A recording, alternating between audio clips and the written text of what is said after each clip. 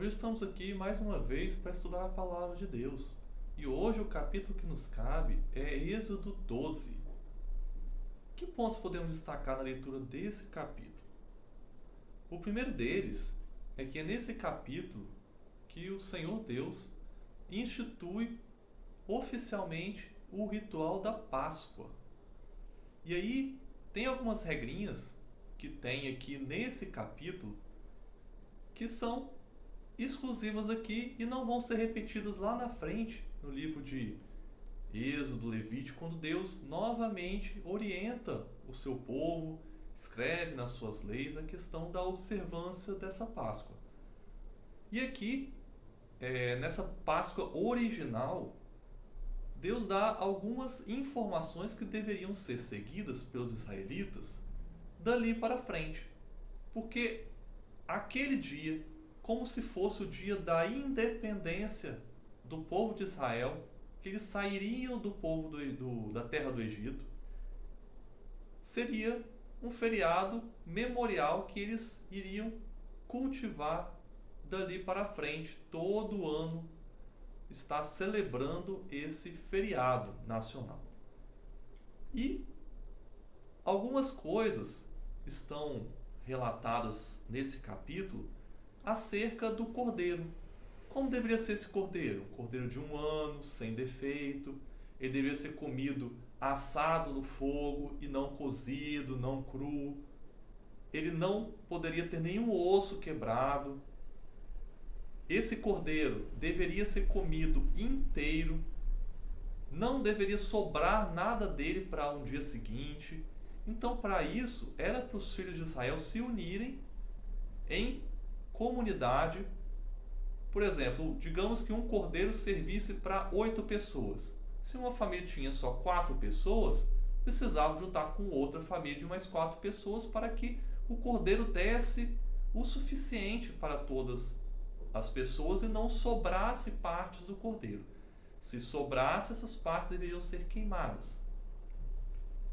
E aí, além do cordeiro, Deus pediu que o povo de Israel comesse a Páscoa com pães sem fermento.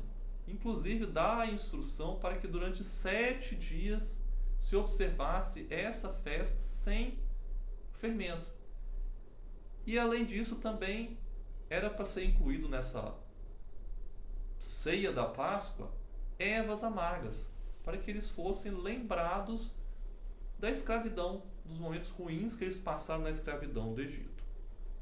O segundo ponto de destaque é que o significado do nome Páscoa está aí nos versículos 13, por exemplo, que diz que Deus passaria sobre os filhos de Israel quando fosse trazer a praga para os egípcios. Então, o nome Páscoa em hebraico significa passar sobre. E aí nós temos que os filhos de Israel, para que Deus passasse sobre eles, eles também precisariam pintar os umbrais das portas de suas casas com o sangue do cordeiro, para que esse sangue do cordeiro os protegesse da praga. E aí nós temos uma linda relação com o sangue do cordeiro, Jesus, nosso verdadeiro cordeiro pascal, que nos limpa de todo o pecado e nos cobre, para que Deus possa nos ver como justos. E aí, está escrito aqui também no verso 12, que Deus, o objetivo da praga era executar juízo sobre todos os deuses do Egito. E essa guerra, como já falei em outras vezes, essa guerra sobre os deuses do Egito, o Senhor Deus seria vitorioso e o seu nome seria conhecido como o verdadeiro Deus. Terceiro ponto que eu gostaria de destacar na leitura desse capítulo é que finalmente os filhos de Israel saem do Egito. E aí no verso 33 é interessante, porque os egípcios insistiram com o povo para que eles fossem embora rápido, com medo de todos morrerem. Afinal, se os primogênitos, os primeiros filhos haviam morrido naquela noite, por que não nas próximas noites os segundos filhos, terceiros filhos, e assim daqui a pouco todos estariam mortos. Então eles exigiram, expulsaram os filhos de Israel dali do Egito. E assim, no verso 37 e 38, diz que saíram cerca de 600 mil homens, excetuando-se mulheres e crianças. Eram muita gente mesmo. E no verso 38 diz que com eles saíram um misto de gente, além dos animais.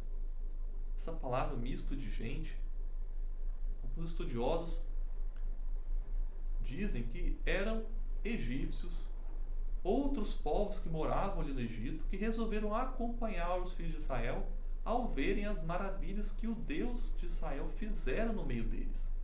Só que esse povo, esse misto de gente, não sendo totalmente convertidos ao Deus de Israel, acabou virando pedra de tropeço para momentos futuros influenciarem os filhos de Israel a práticas erradas. Gostou da leitura desse capítulo? É um capítulo um pouco longo, mas Deus estará com você na leitura desse capítulo e você poderá aprender lições maravilhosas da palavra de Deus.